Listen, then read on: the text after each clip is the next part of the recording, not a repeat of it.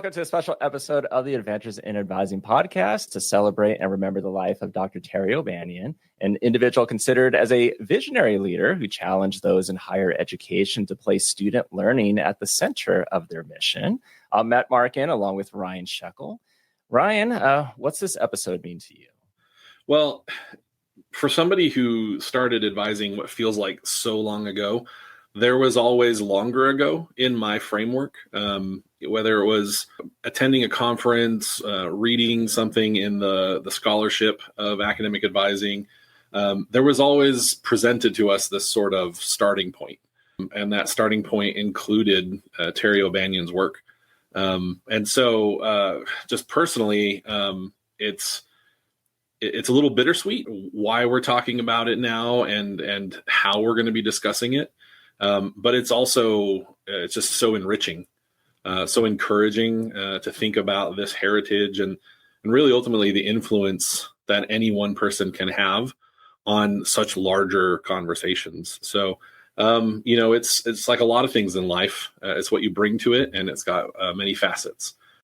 And according to the TerryO'BanionPapers.com, Terry was, quote, one of the most prolific and provocative writers in the history of the community college movement. His legacy lives on through more than 300 publications that continue to shape the field and inspire new generations of educators and leaders. We know Terry had various roles over the decades.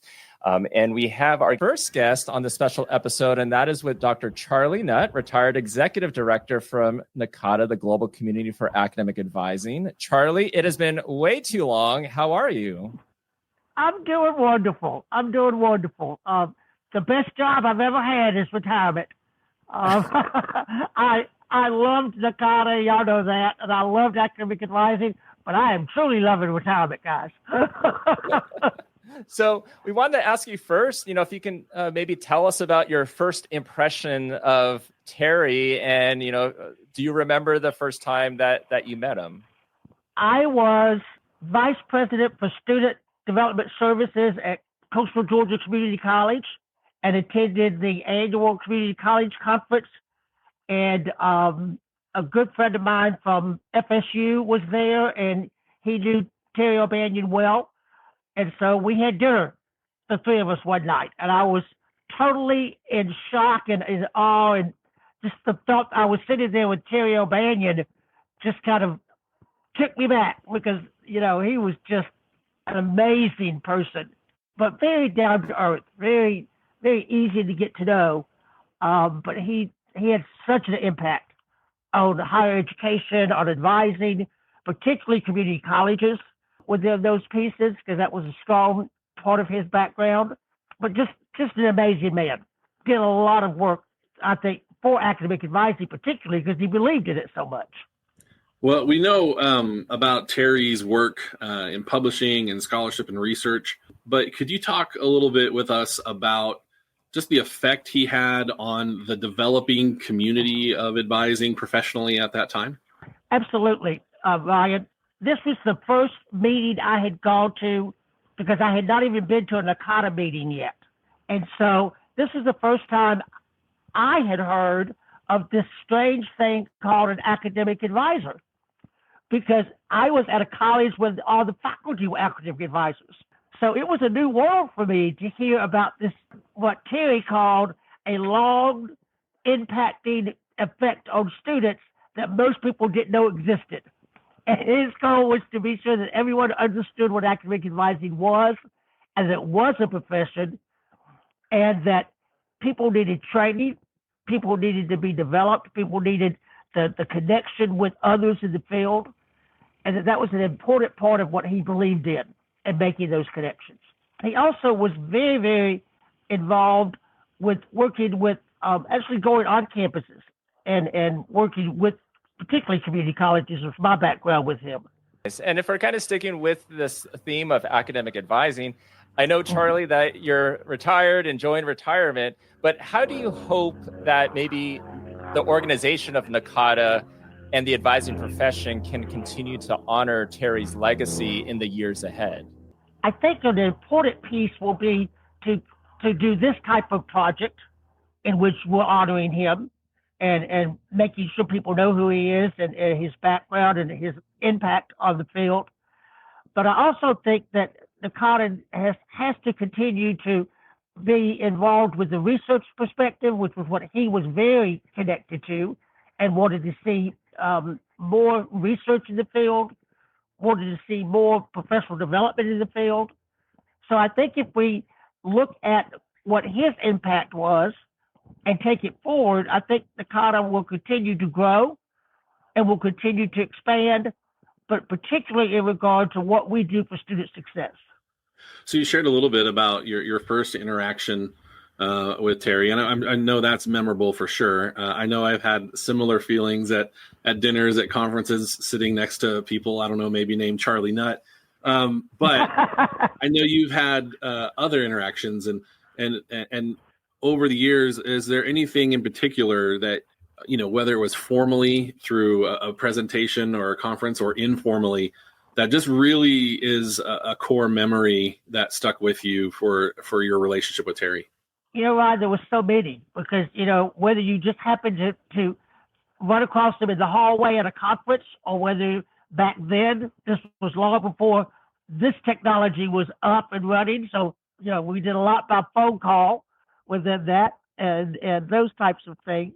I think the core memory that I can remember is sitting with him with some college presidents that I knew personally who talked a lot about the value of advising in public, but what they were doing on their campuses did not really support academic advising well. And Terry didn't let that stop. When the person would say, well, we believe advising is this, and he said, well, tell me how it's working on your campus. And the person would just kind of have a shock on their face because, he was the president, or she was the president. I don't know, nobody asked me those questions. But he wanted to truly get the president's, the provost's perspective. Because we all know that you could talk a good show, but do you really support advising and how you provide the advisors opportunities to develop and grow, but even the opportunity to grow in the field on your own campus? We have a lot of advisors who have been advisors for 30 years. That's not good. That's not bad.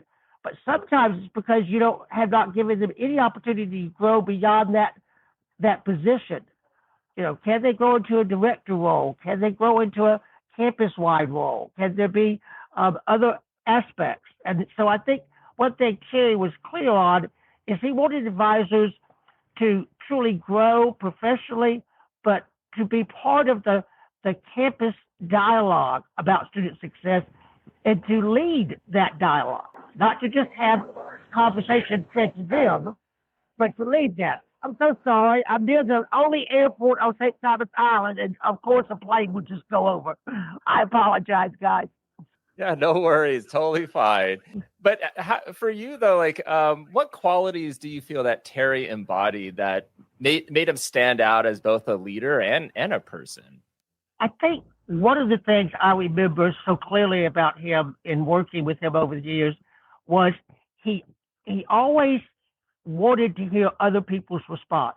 I think the best way I can describe it, because both of you knew her and maybe didn't know her as well as the rest of us, but Virginia Gordon and Terry O'Banion could have been twins, because it didn't matter how many books Virginia wrote, it didn't matter how many books Terry wrote, it didn't matter what they had done, how many people they talked to.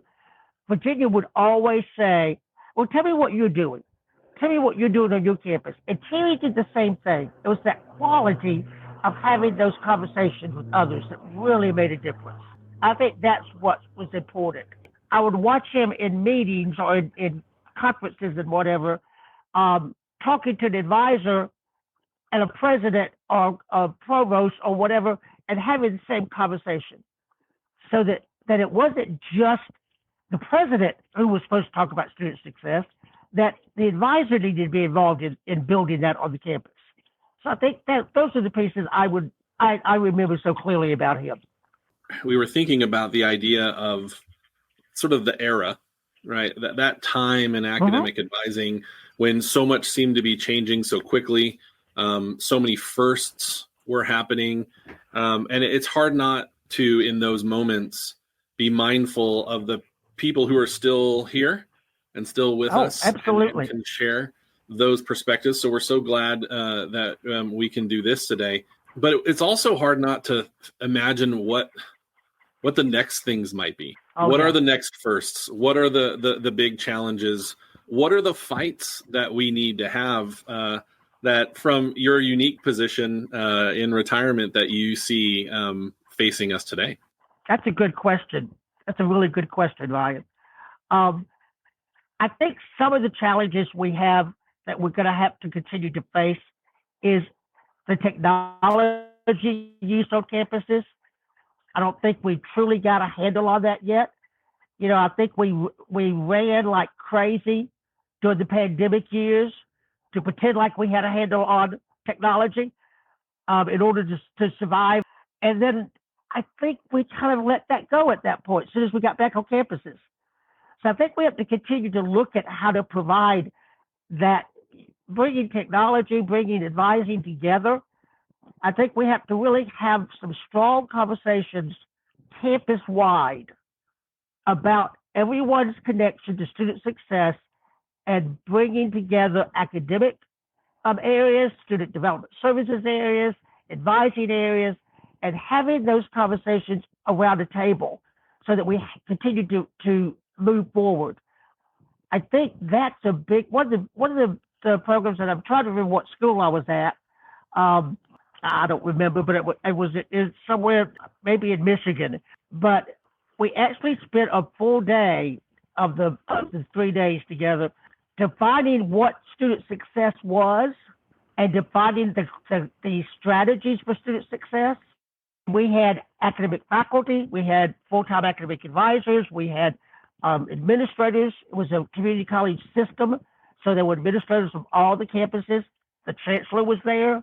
They spent a full day, and it was really exciting because that was the first time they'd ever had those conversations.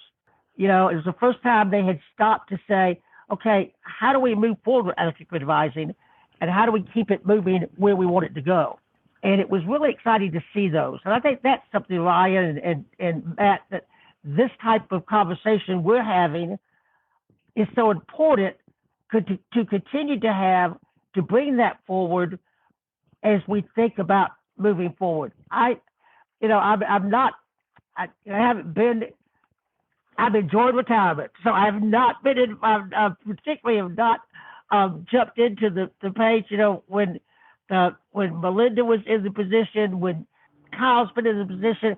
I always said to them, I will never call you. You call me. Because I wasn't going to be the person calling and said, I don't think you ought to do it that way. And so that's been kind of what the strategy was. And I think it worked very well because they felt like that they knew I trusted them with the association, but I was behind them in where we needed to go.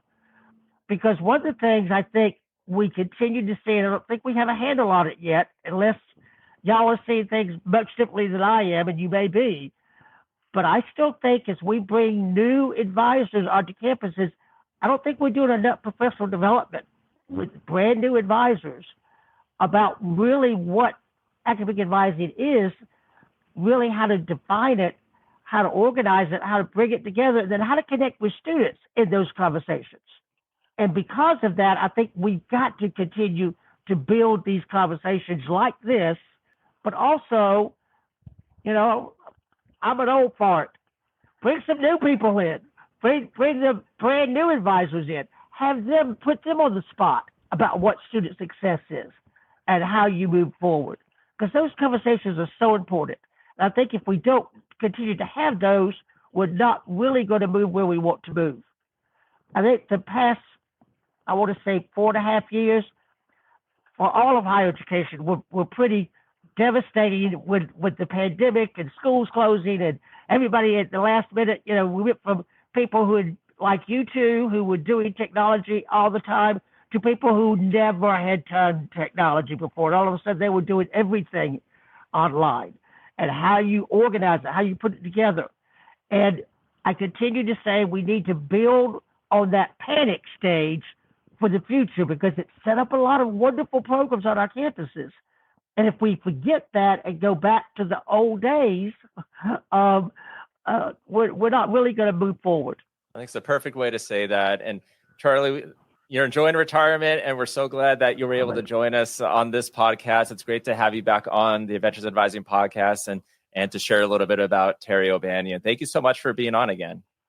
Listen, I'm so excited for what y'all are doing. And of course, Matt, you know how much I value you for the profession. We gotta keep you moving, my friend, because you've done so much already in just a few years, and I'm so proud of you.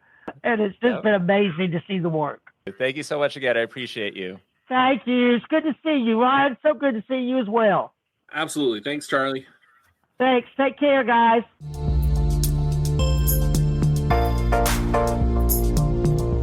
We have a returning guest, and let's go ahead and bring that person on, and that is Dr. Wendy Troxel. Wendy, how are you? Really good. Hi, Matt. Hi, Ryan. Thanks for having me today. Yeah.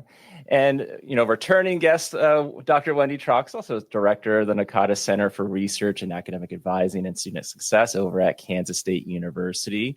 And Wendy, I'm going to just kind of also mention, now that we have you on, that prior to Terry's passing, you and I had been trying to hopefully plan having you guest host an episode of the Adventures in Advising podcast to actually interview Terry. And I know you had been doing so much extensive research, developing questions. You had been communicating with Terry to really try to have that awe-inspiring interview.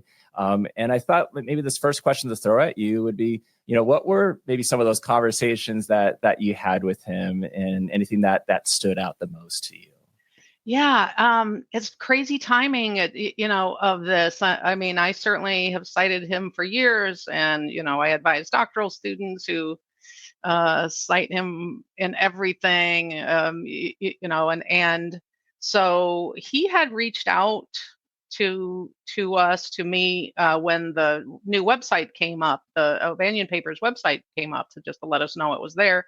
This was a year and a half ago or so, and so he and I had been kind of virtually connecting, and then when y'all had the idea of an interview with him, I was really excited. I had never met him other than virtually over emails and such. And so probably 3 months ago or so, he and I got together on Zoom, and I met him for the first time in 2D at least.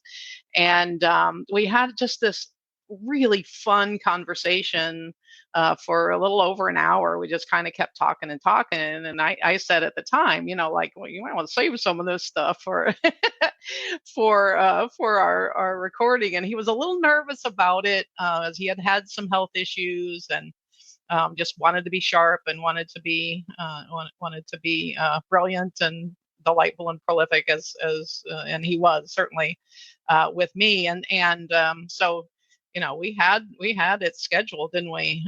We had the interview scheduled, and he had reached out and said he just wasn't doing well and wasn't feeling well. And so when I learned that he had passed away, it was a real blow, and just so thankful that I had gotten the opportunity to chat with him. So we really talked about kind of how he got into all this, what was the impetus for his writing, because he really didn't write that much in the academic advising area. I mean, he was, certainly just incredibly productive especially in the community college leadership area. And I hope that listeners go to the terryobanionpapers.com and just see the extent of writing. I find nuggets in everything that I read of his, even if it's not specifically about academic advising.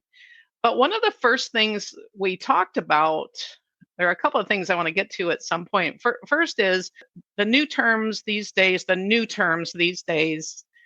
about the, holistic advising, for example. I'm going to be bold. I'm just like, old wine in new bottles. And I just keep saying, the developmental advising was fully explored decades ago.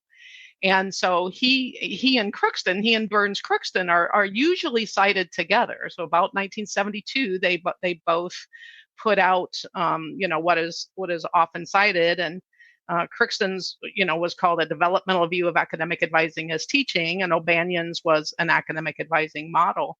And he started to laugh, and so I was asking him about, what do you think about this holistic, this holistic term, this term holistic advising? And developmental Crookston, O'Banion. He's like, I never met Burns Crookston.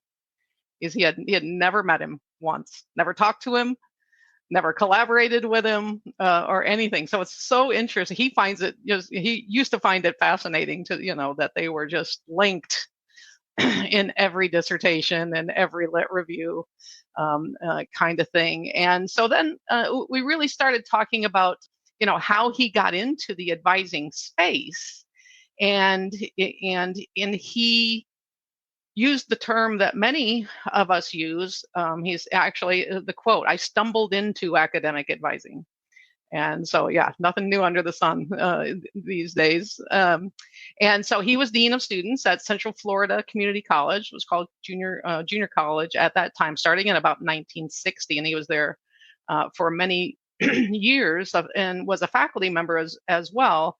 And so he got intrigued by the first book on faculty advising was by Melvin Hardy in 1970. And Ryan, we were talking about the advising model article that has been reprinted in the NACADA Journal multiple times. Most recently, I think the 1994 one is the most recent, and there aren't any references at the end of that, which is kind of interesting. I didn't really notice that till you said that.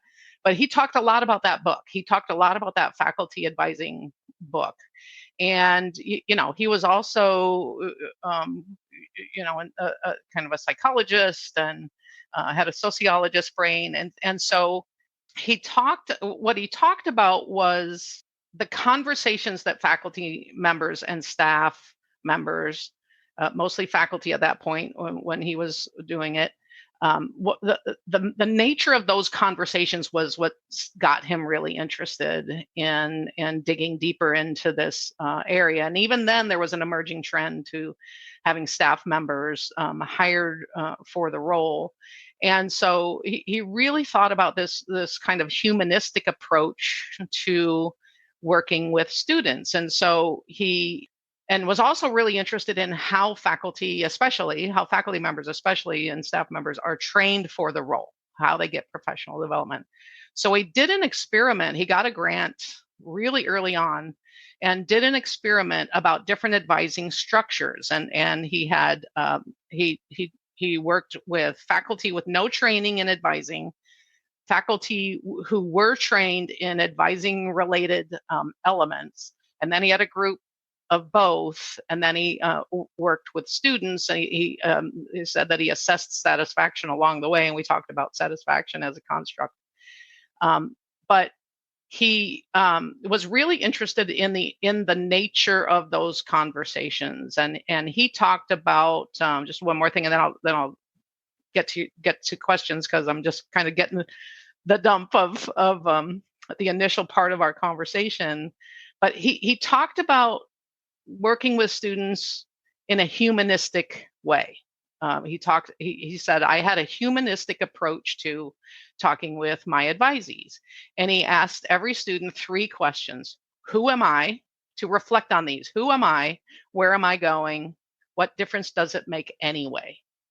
And he thought that those 3 questions, to get students to reflect on their personal values, goals, visions, dreams, was a really important beginning of any advising conversation. And in his 5-step model, you see that the goal setting stuff is front loaded, which is where it should be. Then program choice, course choice follows from there. And so he said, as we know from the literature, and I tout this all the time, academic relationships matter. to students, and it's really evident in the more frequent conversations that any faculty or staff member has with students, which is the advising relationship. For sure. And, we've talked a little bit about this. I don't know. It's sometimes referred to as the parallax effect, or a dolly zoom in the movie industry, where it feels like in one moment you're moving both backward and forward. And I think it's inherent in the experience of academic advising, the way that we talk through these things, but especially when you engage the scholarship of advising, that some of these topics have been around forever because we're talking about people learning at institutions. But there's a kind of simplicity in that 1972 article that I think is reflective of the era. And I was wondering if, especially given your perspective, Wendy, in talking with somebody who's like a new scholar now, or somebody who's been in advising, say, for the last decade, and then also talking with somebody who had been around the advising conversation since the 1970s, do you feel like that simplicity is just our perspective from now, or do we feel like it was there then? Interesting. There's another really good article in the NACADA Journal that I had forgotten about until I kind of re-looked it up, by Tom Greitz in 2013. It's volume 33, number 1, where he really, Tom documented the rise of developmental advising and its difference from prescriptive, for example. And I do think that around that time, with the student personnel point of view document, and at the time, so this is right after civil rights movement, or really in the heart of it. We're still, there's still conflict, major conflict in the world, that this idea of whole student, I think it was provocative from an academic point of view. And so I think there was a lot of, and I others, experts can certainly correct me on this, but I think there was starting to be this separation of the faculty world and the staff world and student affairs and the classroom, the out of classroom experience and all that. And I really took the psychologists, sociologists, social psychologists, social worker, all that, to kind of remind us about the complexity, really the complexity of the student journey, especially right out of high school, 18-year-old brains and such. But I think when scholars started writing about it and acknowledging it and validating it, I think that was relatively new. It was kind of, I love the concept of the unthought known. It's like something that's you hear and you go like, well, yeah, duh, yeah, yes, of course, that's pretty simple. But until you kind of play it out, unpack it, it remains uninterrogated, I guess. And so I think it certainly is still simple today, but I mean, I'm at universities all the time in my role, where I ask them the question that he asked, 50 some years ago now, what is academic advising at your institution? And he talks in many places about, that those conversations only come from the philosophy of the institution about what this conversation is and what this role is. And so it's frustratingly simple, I think, and we've tried to make it pretty complex. But to your point, I do think at the time it was so, and then the fact that multiple people were writing about it in the same couple of years meant that something pretty significant motivated it. Yeah, and you're mentioning about Terry asking that question to institutions, and in your role, you're visiting institutions, you're helping them out. I mean, how do you think institutions might be able to maybe honor his vision in ways that are practical and relevant today? have a philosophy statement. State what it is, like state it out loud on paper, on a website, document it, and have it come from collaborative conversations with those who are both closely and tangentially involved. I mean, that's all he asked, was that you consider, that the institution consider what this role is and land on it, and that those who did the role, practiced the role, took it seriously, and that there's a literature base behind it, there's a pedagogy to it, and it matters. It matters for persistence and ultimately the binary that is retention and success down the line. Well, we were thinking a little bit about the listener to this podcast and their familiarity or perhaps lack thereof of the way that we consider the scholarship of academic advising, the way it's presented to us. And I'd say that the relative complexity at this point, the multiplicity of views. So for somebody who's like looking to dip into this, this conversation, maybe for the first time, read something from possibly 50 years ago or whatever, is there anything in Terry's work that you particularly want to draw anyone's attention to that you feel really still resonates today in our context? I got a copy of, and I asked him about this, and he laughed. He couldn't stop laughing. So he did a monograph in 2016 that was published by the League for Innovation in the Community College, along with the National American University. And the title is Bread and Roses, Helping Students Make a Good Living and Live a Good Life. And he said, that is the one I'm most proud of. He said that of all of the things that he's ever written, he loved that the most. He was so focused on the student at the center and academic relationships, whether it's an advisor or whoever else a student connects with, that helps a student understand the context of this decision to go into higher education.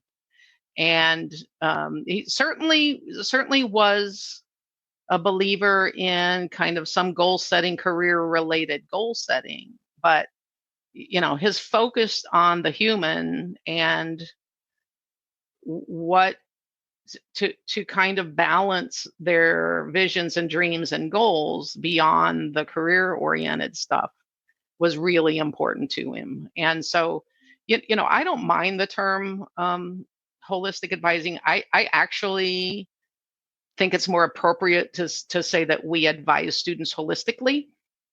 So no matter what approach, if you're appreciative or relational or motivational interviewing or developmental or whatever, if we recognize that the student is a whole person and the things that they do and care about and struggle with and celebrate matter in all of it, then I don't know. So that is I think it's probably available in the O'Banion papers, but I had gotten a hold of it a bit ago, and so that was fun because there's new research out. Actually, I was just at a conference last week, the higher education policy conference, and the Gallup folks did a presentation and of a pretty major study that they were doing and with students and parents, the value of higher education.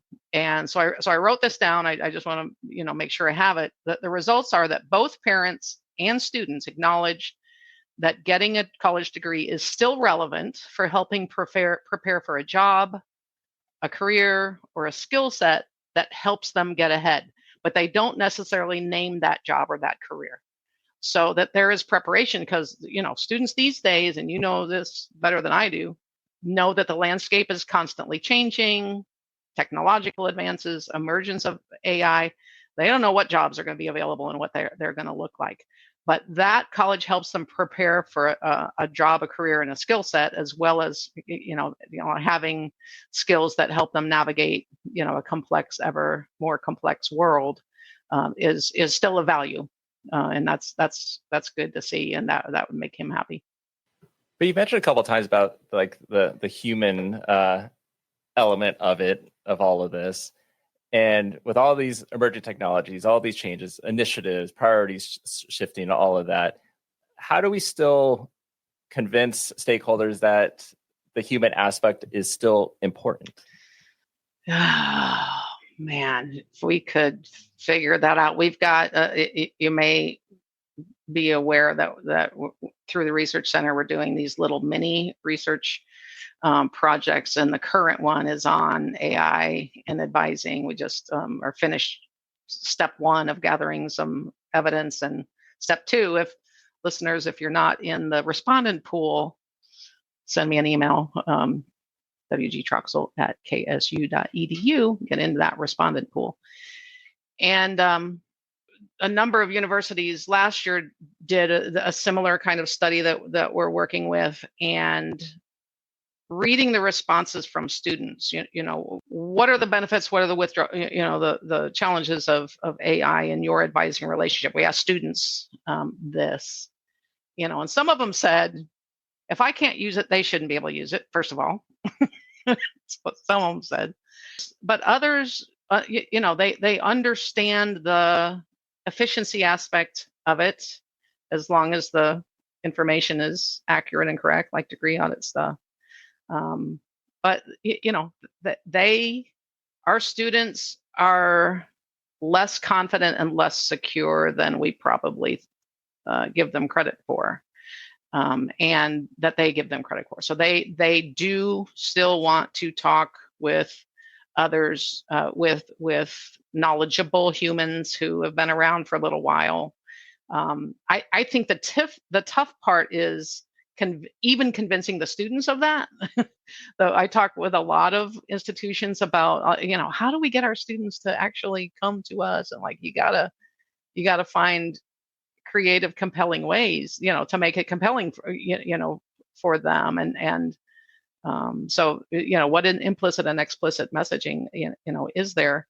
But then the other thing is, how do we document the influence of that? How do we make the case to administration?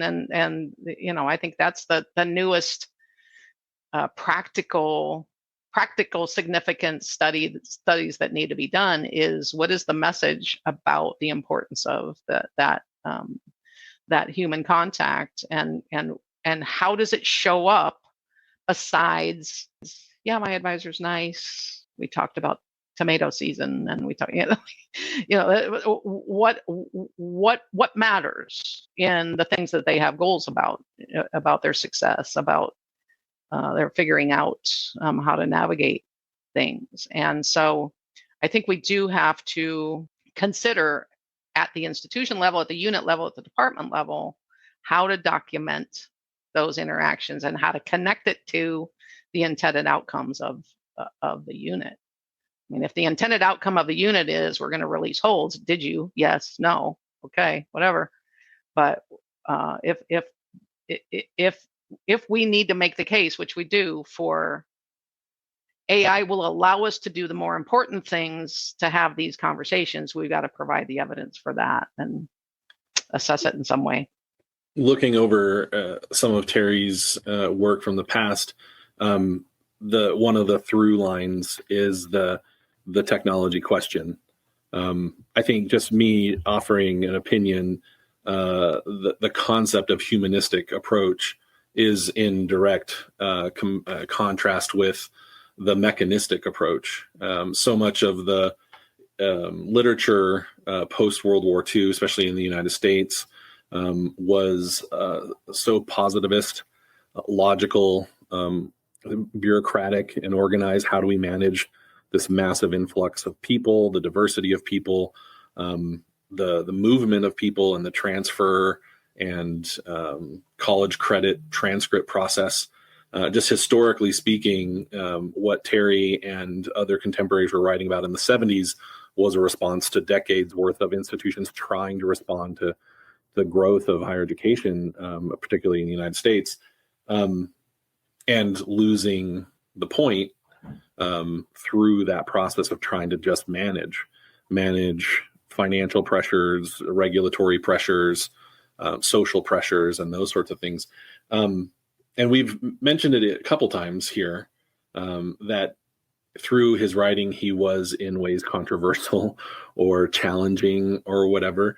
I'm thinking of our colleagues listening, and if they want to challenge in similar ways, but perhaps aren't going to get an article published on it, what are some other ways they can challenge these status quos, these influences that are pushing practice and policy and decision making that might be a little bit a shorter step from where they are right now? One of the things that I really appreciate about where NACADA is headed, and we have had wonderful seasons, is under Dr. Kyle Ross's leadership now. NACADA is going to get more provocative in what we put out, the stands that we're taking as an association. We, a doctoral student and I, are doing the analysis of the first two questions of the month this past summer, which is the caseloads question. So look for an actual, because NACADA has never, you see a number out there, but that's never been a number that NACADA as an association has said is the number. We've never said that, because the answer is it depends. What is advising at your institution? So we will have some, one of the reasons for the Question of the Month series is to come out with some position papers and some research briefs, but really to take a stand on some of these things. And so there will be some new literature coming that will help the sport. Of course, got to have somebody read it. I think where are voices heard at an institute? Whose voices are heard at an institution sometimes has to be a creative strategy to get that in. I often say, if you teach, as a faculty member, if you teach as you were taught, the question is, do you advise as you were advised? And still, many of the academic leaders went to college at a time that was very different. Advising was very, very different. Fun fact, my freshman advisor was a faculty advisor in my department at my college, and was also my father. So my father was he was chair of the music department at Muskingum College and was my first academic advisor. So I had a very humanistic approach, although he kind of he separated the academic with that. Couldn't skip a class. The faculty would narc me out. It was horrible. But no, it was actually wonderful. But there is an increasing number of our wonderful members who are finding ways to tell the story.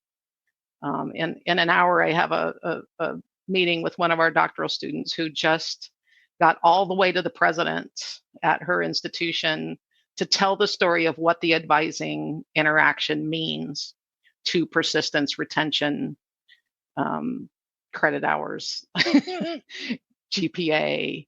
And she's got charts and graphs and bullets and numbers. And so I told her recently, I'm like, dude, you got to write this up. Like, we got to write this up. Like, we got to share this with your colleagues, because she had that. How do I tell this story? And have the academic leaders listen to it. It took her a long time to get up through had to go to the dean, then the associate dean, then the dean, then the vice provost, then the provost, then got it all the way to the president, and they're all in. And so they need to see the evidence. We need to see if we're going to take credit for the things that we tend to take credit for. We better be ready to take blame for things that are out of our control. And so focusing on what do we intend for advising to be in this unit, department, college, leads you to the kind of evidence that will help tell that story. And we've got to, get feedback from students and from ancillary places and the collegial collaborative conversations that happen. Getting advisors into curricular meetings, I think, is really important. Getting if you have a university with primary role advisors and faculty advisors, or just primary role advisors, getting them seen as academic professionals is a cultural shift that can help kind of move that toward, oh, you've got expertise here that we need. So I don't know. It's a contextual thing, but it all comes down to what's your evidence that this matters. Yep.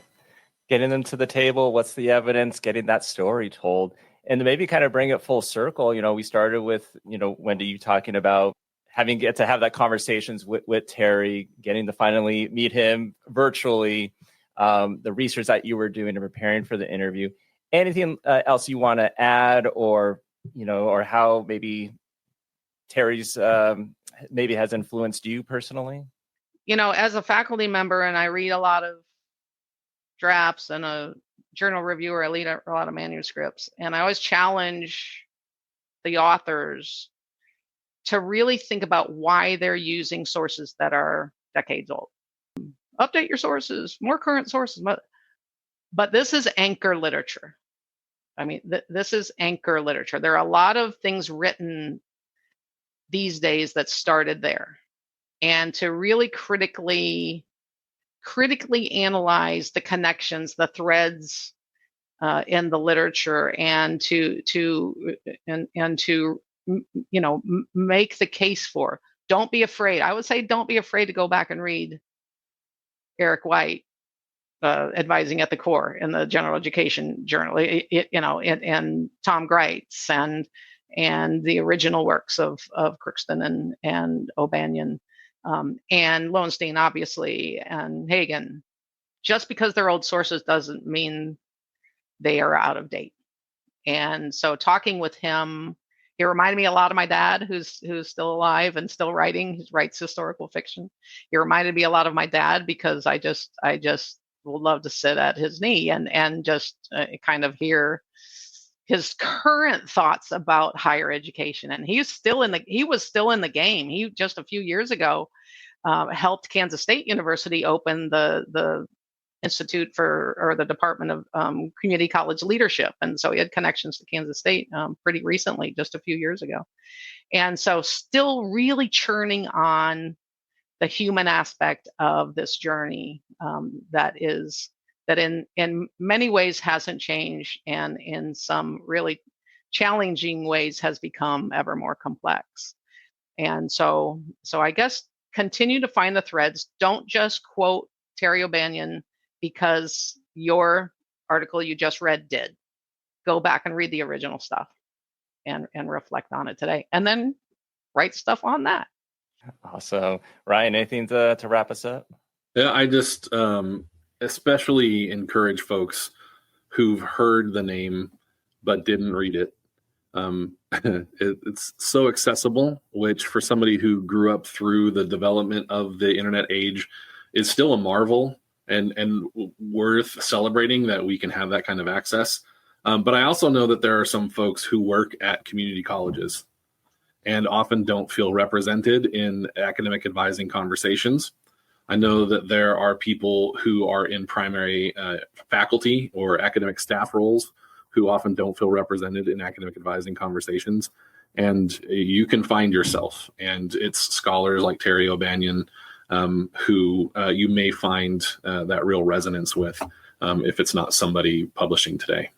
So true. And I could just read one quote from his original. He talks about the process of academic advising. And he says, what is the process of academic advising?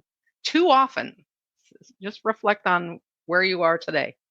Programs have been planned on the basis of available personnel, such as faculty, or on the basis of some philosophical rationale that has been shoddily stated, if stated at all. Seldom have programs been constructed and coordinated on the basis of the process or nature of academic advising. What is academic advising at your institution? Stake your claim, write it down, collaboratively agree on it, and then live it out. Oh, food for thought. Dr. Wendy Troxel, thank you so much for being on the podcast again. Thank you, guys. Appreciate it so much. Thanks, Wendy. I'm really grateful that we had the chance to have the conversations we did in this podcast episode. Obviously, reflecting on the impact, the contribution, the significance of Terry O'Banion, and not only his work in the sort of published sense, but also all the relational ways he influenced the direction of academic advising. Whether someone feels like they're the kind of person who can do that sort of thing or not, the reality is the opportunity is there. It's one of the things that excites me the most about the work that we do as educators in an academic advising setting.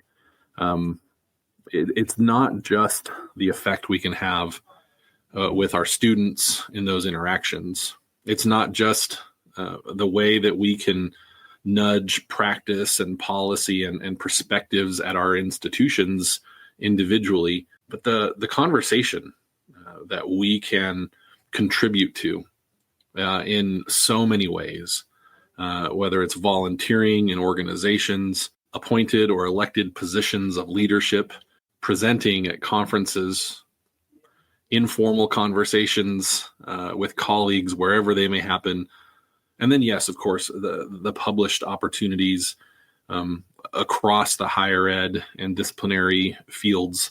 There's just so many ways that the perspectives we have, the experiences we've lived through, and the knowledge that we've generated can be shared and make a difference.